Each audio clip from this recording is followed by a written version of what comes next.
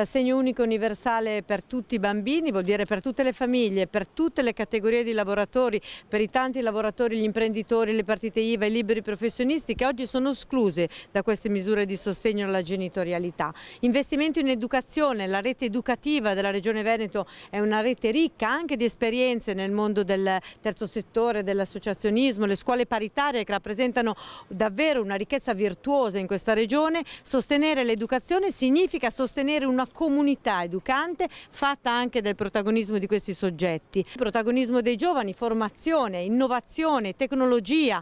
Le nostre università sono importanti, le università del Veneto sono realtà straordinarie. Solo in un concerto tra il governo nazionale e quella necessaria autonomia che le regioni devono avere, ma che deve essere esercizio di responsabilità importante per i territori, ecco, solo attraverso questa sinergia possiamo davvero far ripartire l'Italia anche dopo questo momento di difficoltà, perché abbiamo una grande opportunità che ci viene offerta, ma nello stesso tempo una grande responsabilità. Io credo che il Paese oggi abbia bisogno di riconciliarsi, di riconciliare le parti, perché solo ricomponendo e creando alleanze si può davvero offrire quello che dobbiamo offrire, cioè un servizio ai cittadini. Ricordo che l'assegno unico universale è stato votato all'unanimità dalla Camera dei Deputati.